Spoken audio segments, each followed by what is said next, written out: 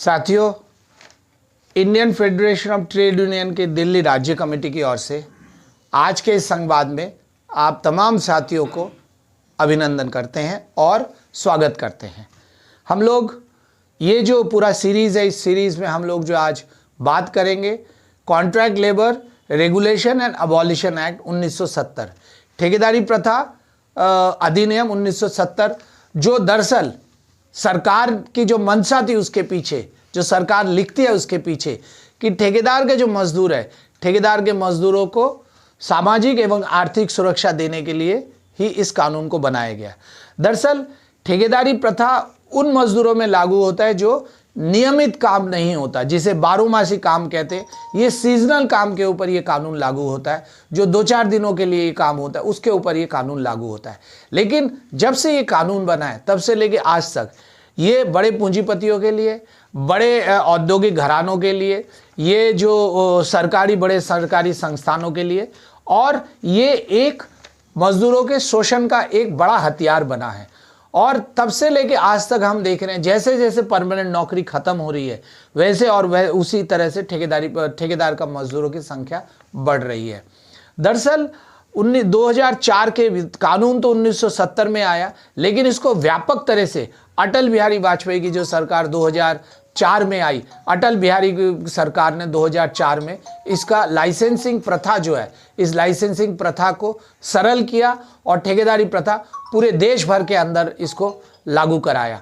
दरअसल ये जो बात है कि ठेकेदार का मजदूर, ठेकेदारी प्रथा कौन से मजदूरों में लागू होगा, जिस उद्योग में या जिस संस्थान में 20 से लेके 20 या 20 से ऊपर होगा वहां पर यह कानून लागू होता है। ठेकेदारी प्रथा सरकार या बड़े पूंजीपति क्यों लाई है? ये दरअसल मजदूरों को कम पैसा देना, अर्थात परमानेंट मजदूर जहां पर 8 घंटा काम करके 40,000 50,000 रुपया ले रहा है, ठेकेदार का मजदूर 10 से 12 घंटे काम करके उससे जो है 1/3 तनख्वाह ले रहा है। परमानेंट मजदूरों को बहुत सारी सामाजिक सुरक्षा मिलती है, ठेकेदार को मजदूरों को बिना संघर्ष किए सामाजिक सुरक्षा नहीं मिलती है। और दूसरा जो इसके अंदर जो हाल के सालों में हम लोग देख रहे हैं, पिछले खासतौर से ये जो सरकार है इस सालों में जो हम लोग देख रहे हैं, ठेकेदारी प्रथा को और खतरनाक बनाया गया है। आउटसोर्स कंपनी के जरिए से, डेली वेजेस के जरिए से, आवरली वेजेस के जरिए से, आपका जो है पीस रेट के जरिए से, काम के ऊपर ठेका, ना कि मजदूरों को ठेका। काम के ऊपर ठेके का मतलब ये होता है कि काम के लिए हम ठेका दे रहे हैं, मजदूरों को क्या तनख्वाह मिलेगी या नहीं मिलेगी वो उसका कोई जिक्र नहीं होता। तो ये है ये कानून। दरअसल इस कानून में जो हमारा जो हाल का जो अनुभव है, घूस लेने की प्रक्रिया एक खतरनाक पहलू बन गया है। हम लोग देख रहे हैं जिस संस्थान में ESI फंड या बोनस या न्यूनतम वेतन लागू हो रहा है, वहाँ पर एक नौकरी के लिए 40,000 से लेके 1 लाख रुपया जो है घूस लिया जा रहा है। दरअसल उसके पीछे का जो कारण है कि आज बहुत बड़ी बेरोजगार की फौज बैठी है। पूंजीवाद एक बेरोजगार की फौज खड़ी करता है, क्योंकि अगर बेरोजगार मजदूरों की फौज रहेगी तो कम तनख्वाह देना पड़ेगा, कम सुविधाएं देना पड़ेगी, और हर वक्त ये डर लगा रहेगा कि बाहर मजदूर खड़ा है, बेरोजगार मजदूर बढ़ा है, आज जो पैसा मुझे मिल रहा है कल अगर वो मजदूर आए वो मेरी जगह में उस मजदूर को और कम पैसे में काम कराया जाएगा।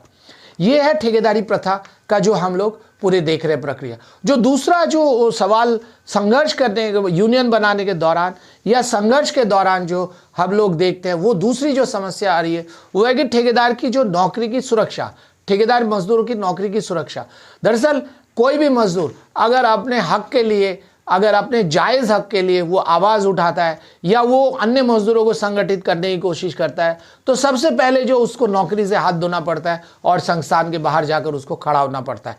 ये एक बहुत, इसका कानूनी तो प्रावधान है, इसके अंदर उसकी सुरक्षा का प्रावधान है, इंडस्ट्रियल डिस्प्यूट एक्ट के अंदर है, कॉन्ट्रैक्ट लेबर एक्ट के अंदर है, लेकिन कोई भी संस्थान और कोई भी सरकार इसको लागू करने के लिए तैयार नहीं, ना तो घूस के खिलाफ भी बोलने के लिए तैयार नहीं। दरअसल घूस की जो प्रक्रिया है वहाँ पर मंत्रालय से, चाहे वो केंद्रीय सरकार का मंत्रालय हो, दिल्ली सरकार का मंत्रालय से लेकर पूरे आला अधिकारी तमाम लोग उस घूस के हिस्सेदार हैं, और इसके खिलाफ लड़ाई लड़ना एक जायज़ और ये हमारा एक फौरी चुनौती है। हम लोगों ने दिल्ली अस्पताल IFTU के ज़रिए से हम लोगों ने दिल्ली अस्पताल ठेका कर्मचारी यूनियन का गठन 2015 में शुरू किया और इसका जो पहला राज्य सम्मेलन था वो 2017 में जो है हमने पहला राज्य सम्मेलन किया। हम लोगों ने कुछ संघर्ष लड़े, एम्स में हम लोगों ने संघर्ष लड़े, हम लोग सफदरजंग अस्पताल में, ESI बसई दारापुर में, हम लोग ALNJP अस्पताल में हम लोग कुछ संघर्ष लड़े। हर संघर्ष जीत नहीं होती, हर संघर्ष मजदूरों को उसके तमाम जो उसकी सुविधाएं है, ये ज़रूरी नहीं है उसको वो सुविधाएं मिले, लेकिन ये एक हकीकत है, ये एक कि सबसे पहले सफदरजंग और एम्स में हम लोग ESI फंड और न्यूनतम वेतन लागू कराने में हम लोग 2017-18 में सक्षम हुए। वो सरकार ने अपनी तरफ से नहीं दिया, उसके लिए मजदूरों को धरना देना पड़ा, उसके लिए मजदूरों को जो है ना मंत्रालय के बाहर जो है कि प्रदर्शन करना पड़ा, उसके बाद लागू हुआ।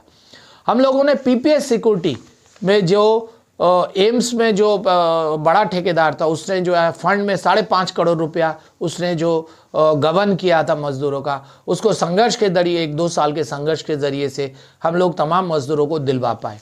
इसी दौरान जो है 28 मजदूरों की नौकरी गई और उसको जो है लोअर कोर्ट से लेके दिल्ली हाई कोर्ट तक लगातार चुनौती दिए और 6.5-7 साल लगा, 8 साल लगा हमें मजदूरों को उसके हक दिलाने में। आज परिस्थिति है, कोर्ट में केस चल रहा है, लेकिन पिछले 1 साल से मजदूरों को उसके जो बेगारी है, बेगारी का पैसा मिल रहा है। इसका प्रावधान इंडस्ट्रियल डिस्प्यूट एक्ट 17B में ये प्रावधान, और पिछले 1 साल से तमाम मजदूरों को जो लोग केस लड़ रहे हैं उनको जो है ना उनका हर महीने की बेगारी का पैसा उनको मिल रहा है और केस जहाँ के तहाँ वहीं बरकरार है।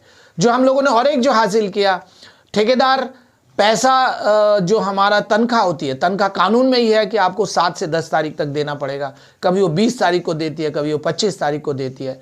तो एम्स के अंदर गार्डों ने जो संघर्ष किया उसके ज़रिए से जो हासिल हुआ कि हर मजदूर के जिसको समय पर तनख्वाह नहीं दी जाएगी, जो ठेका कंपनी है, आउटसोर्स कंपनी है, हर रोज़ के 100 रुपये पर मजदूर के हिसाब से उसको जुर्माना देना पड़ेगा। इससे हालात थोड़े सुधरे, वेतन थोड़ा सा समय पर मिल रहा है, लेकिन ये पर्याप्त नहीं है। अभी भी बहुत सारी जगह में 15 तारीख से लेकर 20 तारीख तक वेतन मिल रहा है और इसके लिए संघर्ष जारी है।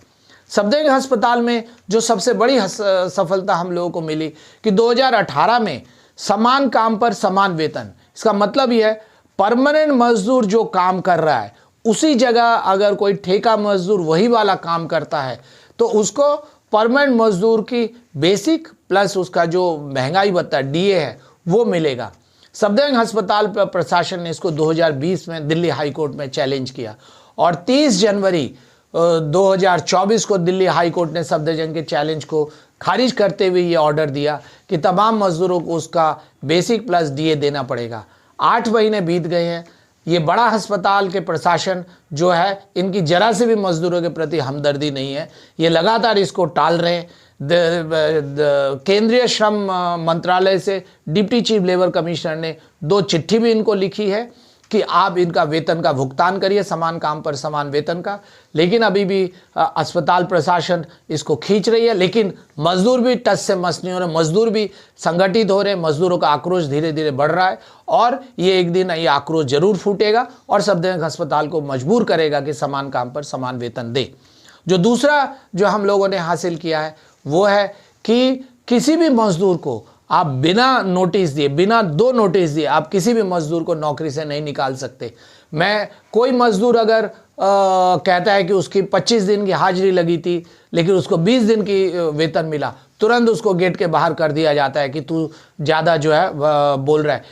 PF अगर देने में देरी होती है, छुट्टी के में अगर 1 दिन मजदूर गया है तो एक की जगह अगर 2 दिन छुट्टी हो जाती है तो जब वो वापस आता है उससे कहते हैं कि 10,000 रुपया दे तब तुझे नौकरी में रखेंगे।